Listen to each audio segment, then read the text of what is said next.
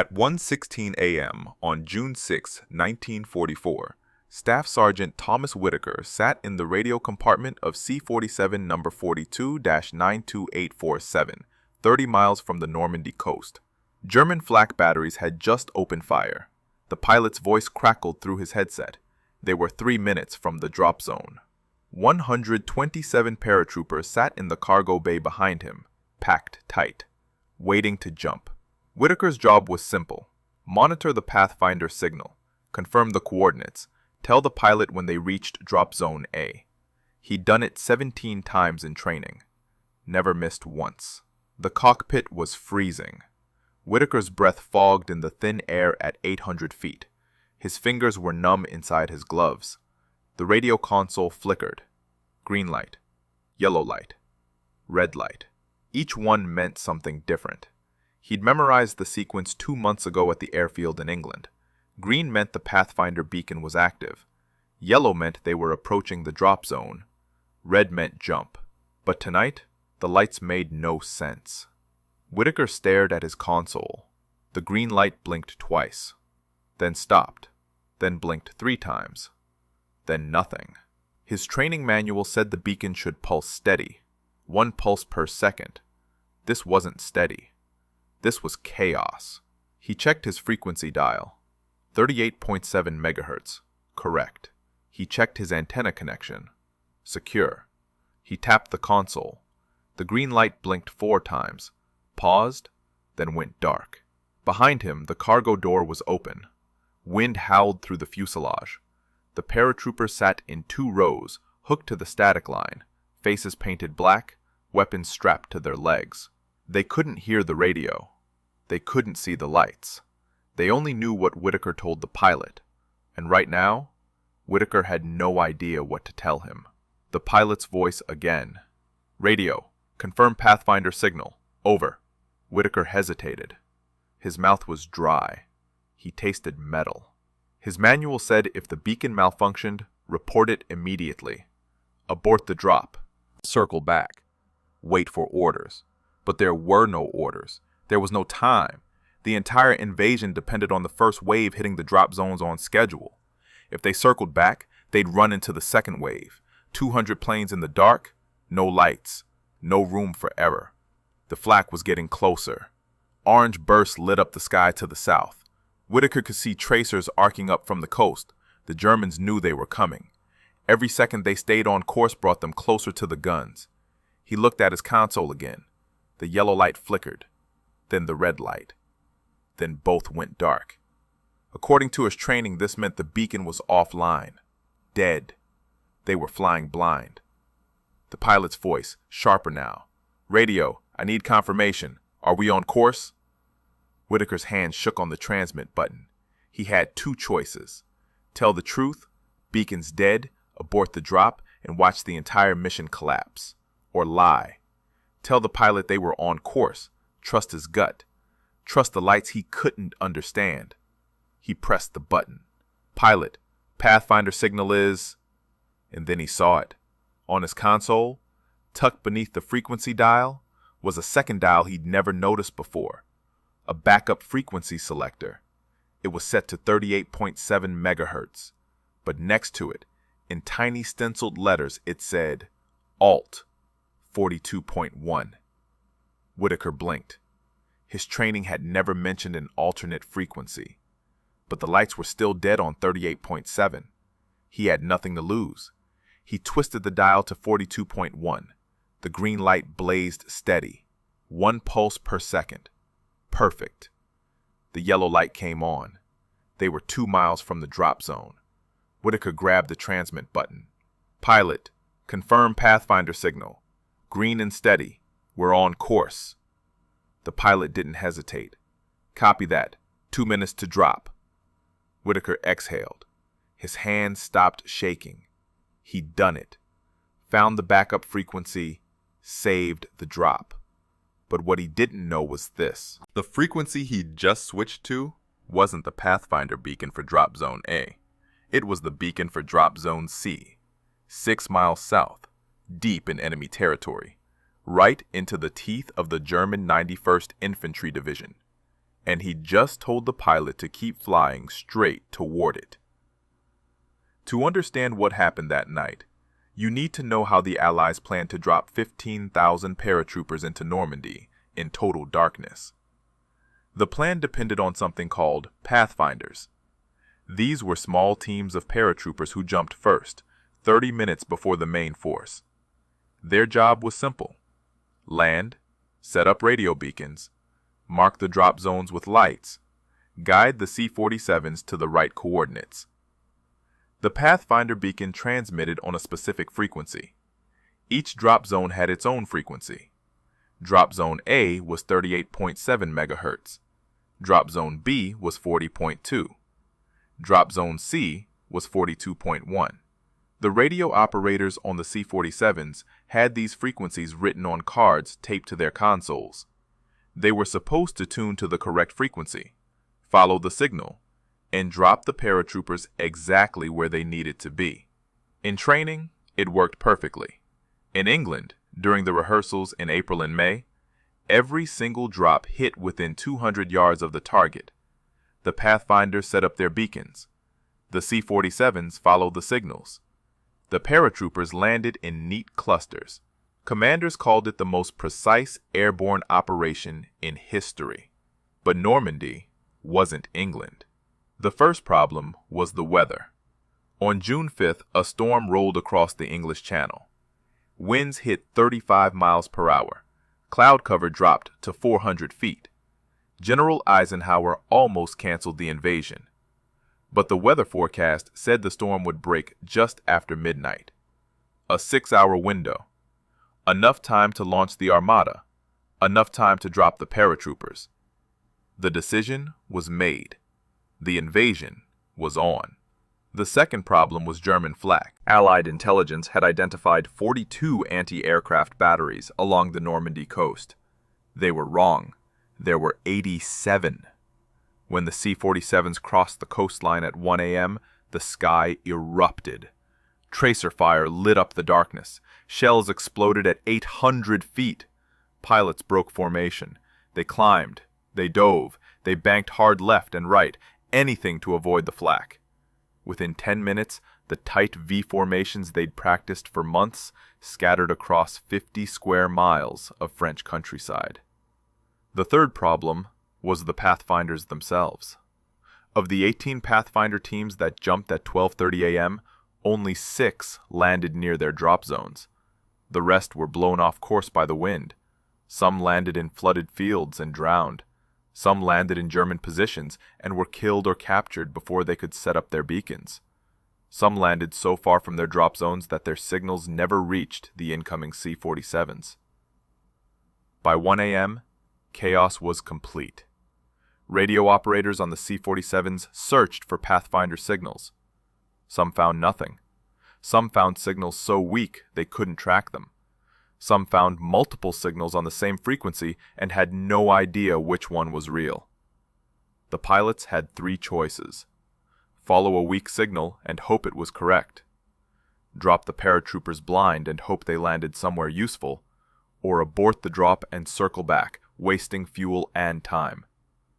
Most chose to drop blind. The results were catastrophic. Paratroopers landed in trees, in rivers, in the middle of German encampments. Some landed 20 miles from their objectives. The 101st Airborne lost half its men in the first hour. Not killed, just scattered, lost, wandering through hedgerows in the dark, trying to find their units, trying to find their objectives, trying to stay alive. The planners had assumed radio navigation would work. They'd tested it dozens of times, but they'd never tested it in a storm. With flak, with half the Pathfinder beacons offline, with pilots breaking formation, and radio operators guessing which signal was real. Thomas Whitaker had been taught to trust the system, follow the frequency card, trust the beacon, trust the plan. But the plan had already failed, and the frequency he'd just switched to wasn't part of any plan at all. Whitaker watched the yellow light pulse on his console. Steady, strong, the strongest signal he'd seen all night. He felt a wave of relief. The backup frequency worked. They were on course. In 90 seconds, 127 paratroopers would jump into Drop Zone A, link up with the Pathfinder team, and push inland toward their objective, a bridge over the Merdere River. If they took that bridge, the Germans couldn't move reinforcements east. If they lost it, the entire Utah Beach landing was at risk. The pilot's voice came through again. "Radio, confirm we're tracking Drop Zone A beacon. Over." Whitaker looked at his frequency card. It was taped to the console, right next to the dial.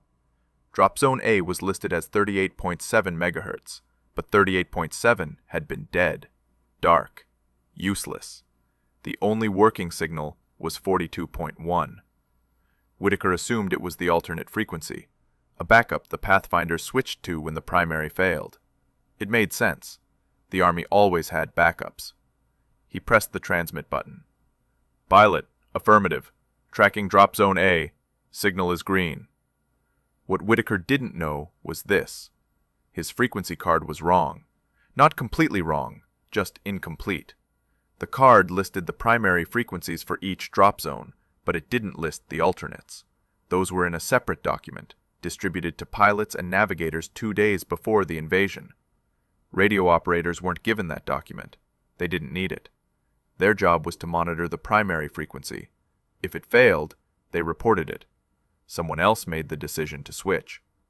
But no one had told Whitaker that. So when he twisted the dial to 42.1, he thought he was following procedure. He thought he was doing his job. He thought he was saving the mission. The red light came on. 30 seconds to the drop zone. Behind Whitaker, the jumpmaster stood at the open door. Wind roared through the cargo bay. The paratroopers were on their feet, hooked to the static line, ready to jump. Whitaker could see their silhouettes against the night sky. They trusted the pilot. The pilot trusted Whitaker. And Whitaker trusted a frequency card that was missing half the information he needed. The pilot banked left. Whitaker felt the plane tilt. His stomach lurched. The green light on his console pulsed faster. They were close. Very close. He checked his watch. 1:19 a.m. Right on schedule. Then the flak hit. The explosion was to the south, close enough that Whitaker felt the shock wave. The plane shuddered. Metal groaned. The red light on his console flickered. For a moment, Whitaker thought they'd been hit. But the engines kept running. The wings stayed level. The pilot's voice was calm. "We're through it. 30 seconds. Whitaker exhaled. His hands were shaking again. He gripped the edge of the console. The green light pulsed. The yellow light stayed solid. The red light blazed. Everything was working. Everything was perfect.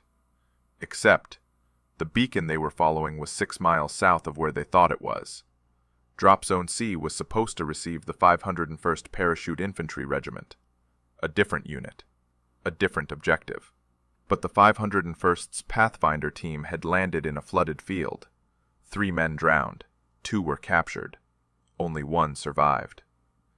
He set up his beacon, but he was half a mile off target, deep in a forest, surrounded by German positions. That was the beacon Whitaker was tracking. The jumpmaster raised his arm. 5 seconds. The pilot pulled back on the throttle. The plane slowed to 110 miles per hour. Jump speed. The paratroopers shuffled toward the door. First man in position. Second man ready. Third man hooked. The static line was taut. Whitaker pressed the transmit button one last time. "Pilot, we're over the drop zone. Green light confirmed."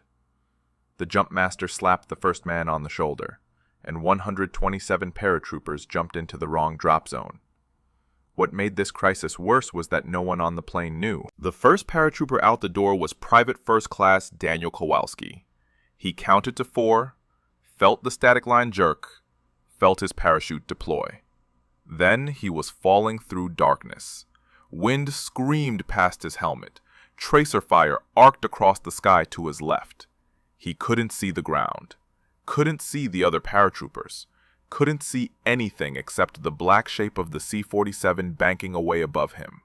His boots hit earth at 1:21 a.m. Hard. He rolled, got tangled in his chute, cut himself free, Lay flat in the grass, listening. Crickets. Wind. Distant machine gun fire to the north. No voices, no shouts. No one calling out the rally signal. He was alone. Kowalski checked his compass. He was supposed to land east of the Merdere River, 2 miles from the bridge, rally with his squad, move to the objective. Simple. But his compass showed he was facing south. That couldn't be right. The drop was east. He tapped the compass. The needle held steady. South. He pulled out his map, used his red lens flashlight, found his position based on the terrain, and felt his stomach drop. He wasn't near the Merdere River. He was 6 miles south, near a village called Sainte-Mère-Église. That's when he heard the trucks. 3 of them, maybe 4. Diesel engines, coming from the east. Kowalski dropped flat behind a hedgerow. The trucks rolled past, 30 yards away. He could see their shapes in the darkness. German Opel Blitz transports, canvas-covered cargo beds, probably carrying troops, or ammunition, or both. They were heading north, toward Utah Beach.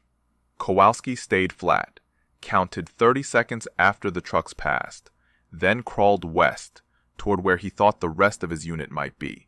He found 2 other paratroopers in a ditch. Neither was from his platoon. One was from the 506th, one was from the 502nd. Different regiments, different drop zones.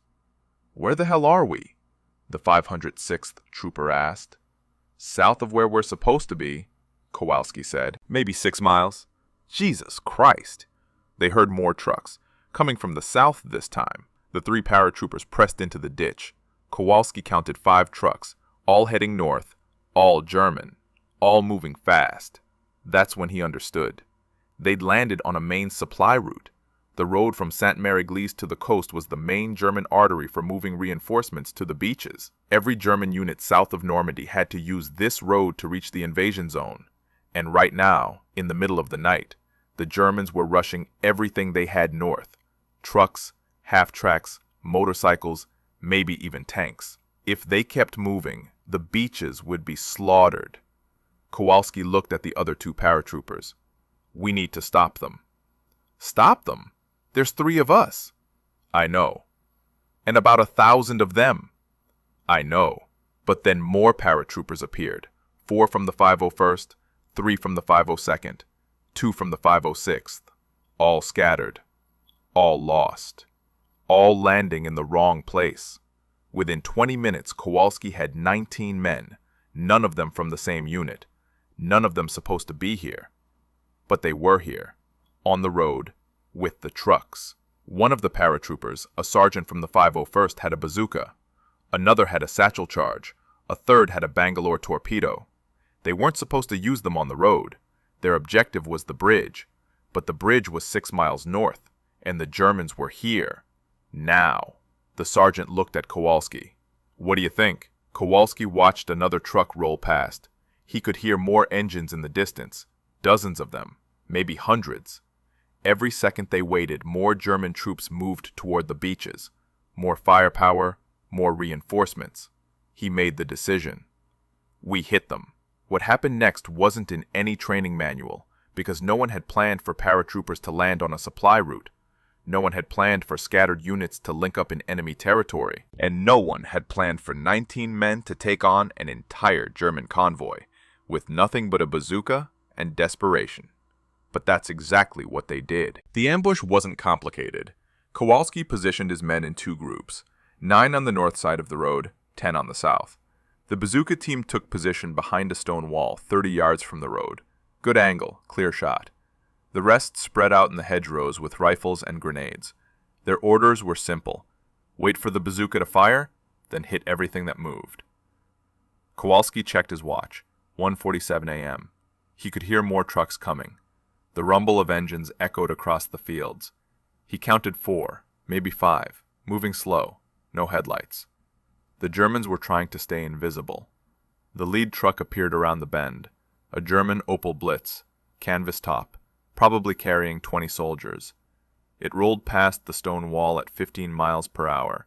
The driver's window was open. Kowalski could see the glow of a cigarette inside the cab. The bazooka fired. The rocket hit the truck's engine block. The explosion was sharp, bright. The truck lurched sideways, front tires shredded, hood blown open. Flames erupted from under the canvas. Soldiers spilled out the back shouting, scrambling for cover. The second truck slammed on its brakes, too fast. It skidded, fishtailed, crashed into the burning wreck. More soldiers jumped out. They had no idea where the attack came from, no idea how many Americans were in the hedgerows. They just knew they were taking fire. The paratroopers opened up. Rifle fire cracked from both sides of the road.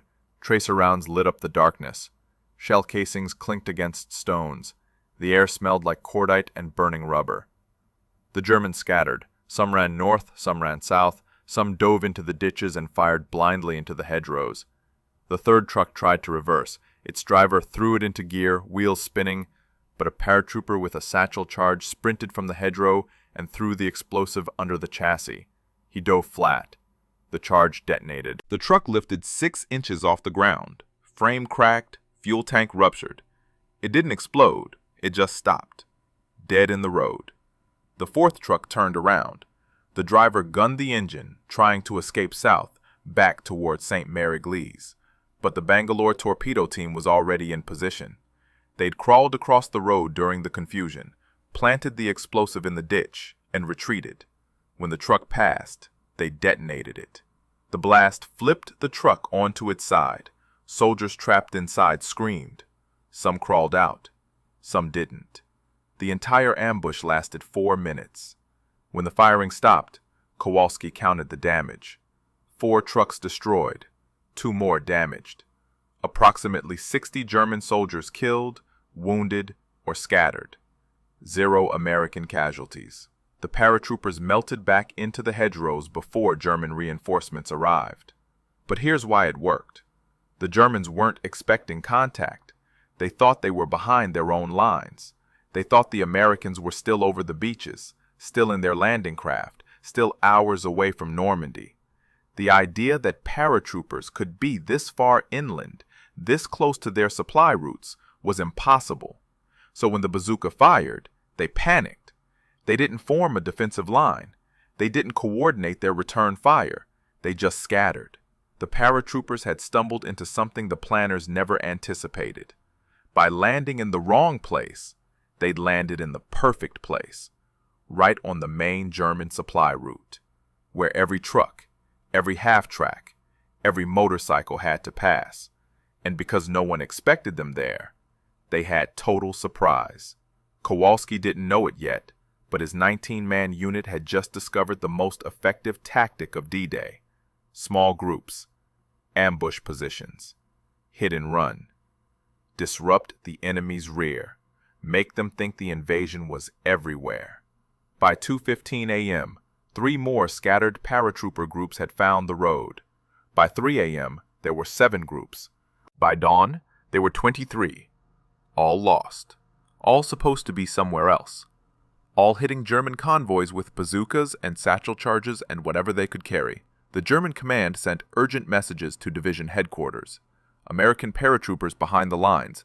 Strength unknown. Position unknown. Roads under attack. The Germans made a decision. Stop moving reinforcements north. Secure the roads first. Find the paratroopers. Eliminate the threat. Every minute they spent hunting scattered paratroopers was a minute they weren't reinforcing the beaches. But it all started with Thomas Whitaker's mistake. By 4 a.m., German General Wilhelm Falley was in his staff car racing toward the coast. He commanded the 91st Infantry Division, positioned directly behind Utah Beach. His orders were clear. Get to the beaches. Stop the invasion. But his car never made it. A paratrooper from the 508th, Corporal John Steele, was hiding in a ditch near Picoville when he heard the engine. A German staff car. Moving fast. No escort. Steele had 1 grenade left. He pulled the pin, counted to 2, and threw it into the road. The grenade detonated under the front axle. The car swerved, crashed into a tree. Steele approached with his rifle raised. Found 2 dead German officers in the front seat. One of them had general's insignia. He didn't know it, but he'd just killed the only German general who could coordinate the defense of Utah Beach. This wasn't skill. This wasn't planning. This was pure chaos working in the Allies' favor. The German response to the paratroop drops was massive and completely wrong. By dawn, German commanders believed they were facing a full-scale airborne invasion, paratroopers everywhere, behind the lines, on the roads, in the villages. Scattered reports came from 20 different locations. Some said 50 Americans. Some said 500. No one knew. The German 709th Infantry Division, stationed near the coast, sent 4 companies inland to hunt paratroopers. That was 1,200 soldiers. 1,200 soldiers who should have been defending the beaches. Instead, they were chasing ghosts through the hedgerows. The German 243rd Infantry Division did the same, pulled 800 men from coastal positions, and sent them south to secure the roads. Roads that were already compromised. Roads where small groups of paratroopers hid and ran, then disappeared before reinforcements arrived. By 6:30 a.m., when the first landing craft hit Utah Beach, the German defenses were in shambles. Not because of overwhelming force, but because of confusion, fear, uncertainty. The Germans had no idea how many Americans were behind their lines. They had no idea where the main attack was coming from. They had no idea if the beach landing was the real invasion or a diversion. Field Marshal Erwin Rommel had warned them. He'd said the first 24 hours of the invasion would be decisive. Whoever controlled the beaches in the first day would win the war. But his entire defensive strategy assumed the Allies would land where they were expected, in organized waves, with clear objectives. The scattered paratroop drops destroyed that assumption. American casualties on Utah Beach were the lowest of any D-Day landing, 197 killed, compared to Omaha Beach's 2,000. Military historians have debated this for decades. Why was Utah so much easier? Better planning? Better luck? Better terrain? The answer was simpler. The Germans weren't there. Not in full strength. Not in coordinated positions. Because half of them were inland, chasing paratroopers who'd landed in the wrong place. Thomas Whitaker's plane landed back in England at 3:42 a.m. He climbed out of the radio compartment, exhausted, hands still shaking from the adrenaline. The pilot clapped him on the shoulder. "Good work tonight, radio. Clean drop. Right on target." Whitaker nodded.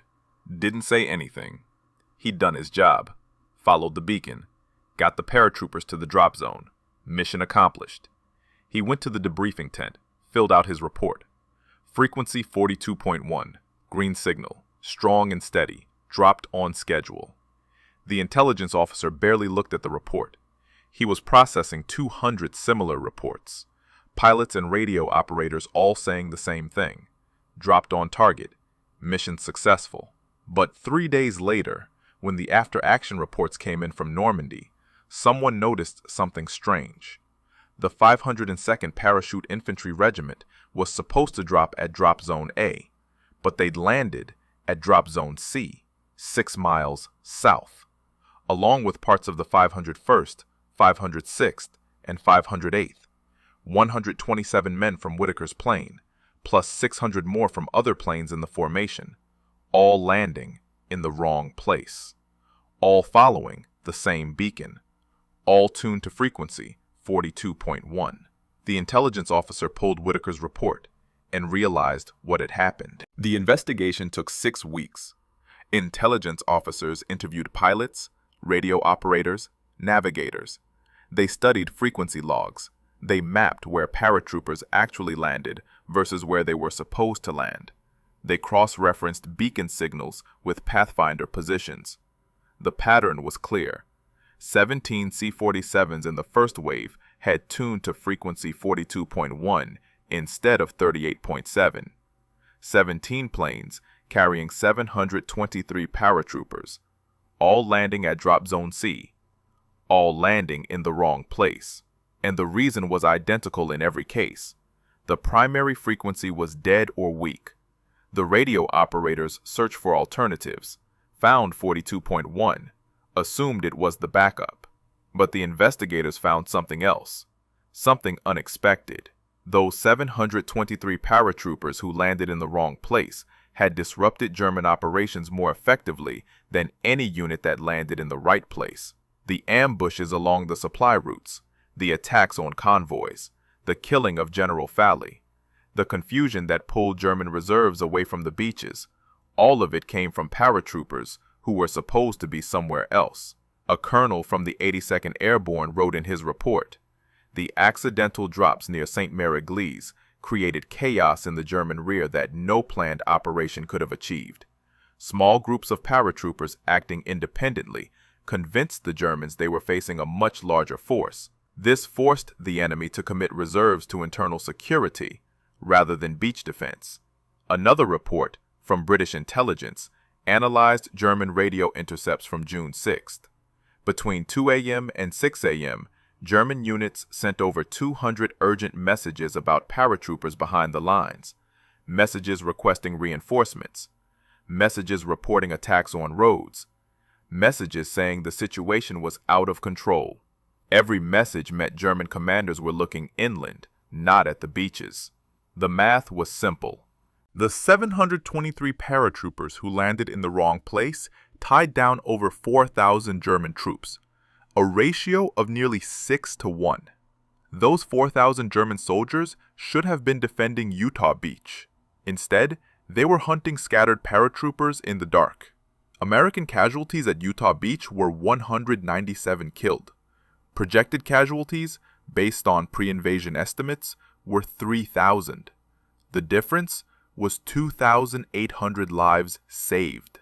Not because of superior firepower, not because of better tactics, but because the Germans were somewhere else. The investigation reached the conclusion: Thomas Whitaker's mistake wasn't a mistake.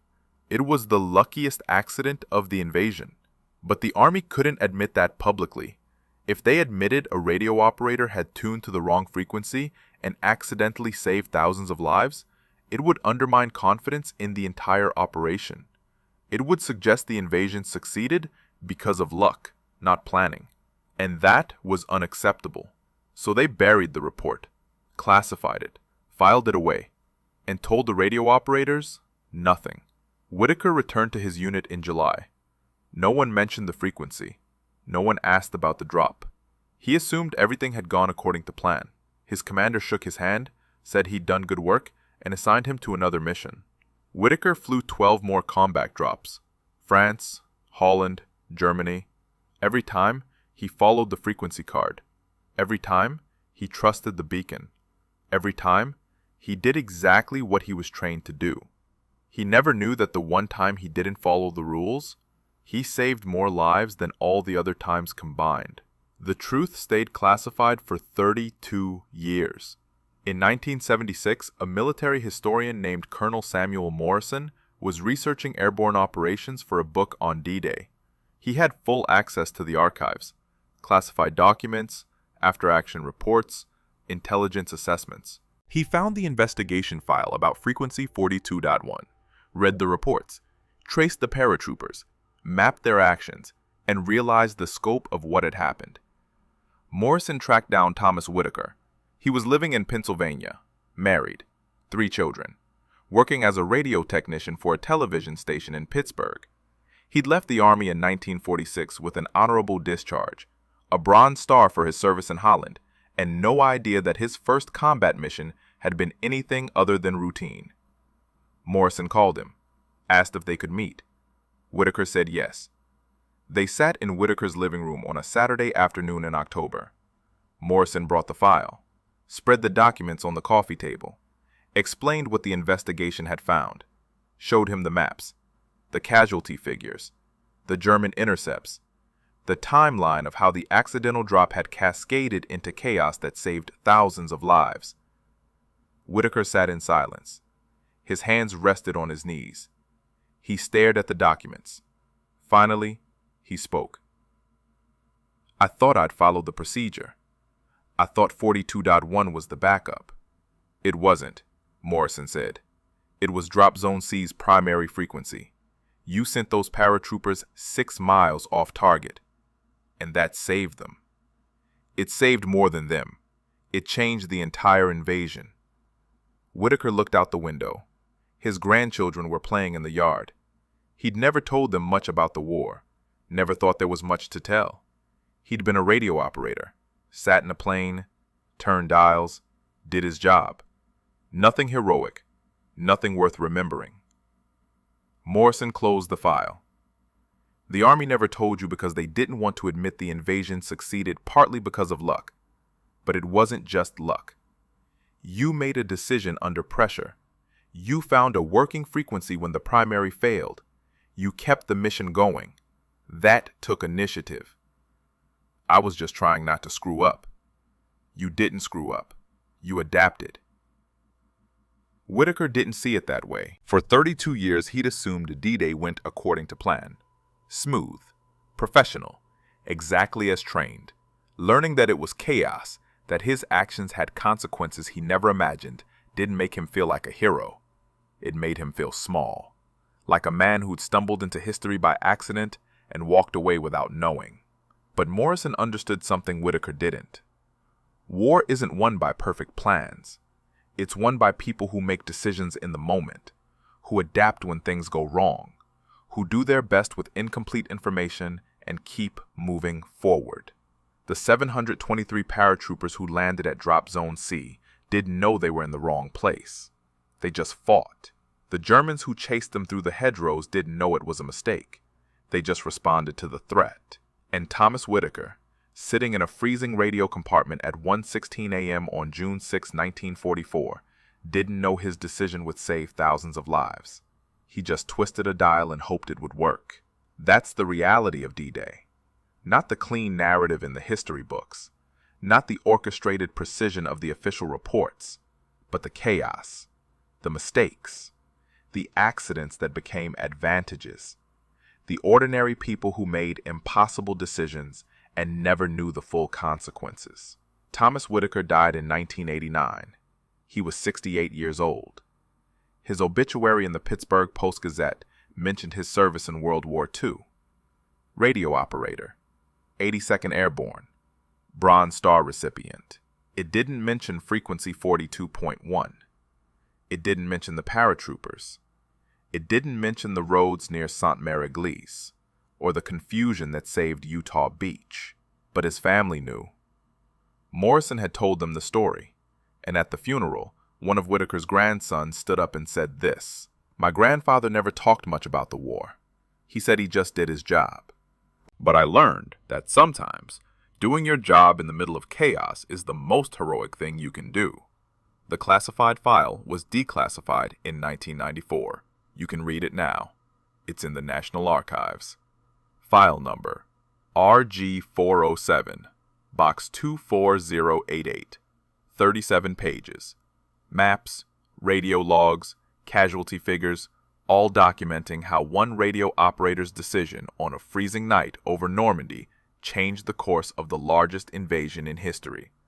Not because he was perfect, but because when everything went wrong, he found a way to keep going. And sometimes, that's enough. The story of Thomas Whitaker is one of thousands that never made it into the history books. Ordinary men and women who made split-second decisions that changed everything. Mechanics who improvised repairs under fire. Gunners who invented new tactics in the middle of combat. Radio operators who adapted when the plan fell apart. These stories matter, not because they're about heroes, but because they're about people like us. People who didn't know if they'd survive the next hour. People who did their best with what they had. People who never knew the full impact of their actions. If you want to hear more of these untold stories from World War II, subscribe to this channel and hit the notification bell. Every week, we bring you the real accounts, the moments that didn't make the official reports, the decisions that changed history, the people who never got the recognition they deserved. Because their stories deserve to be remembered.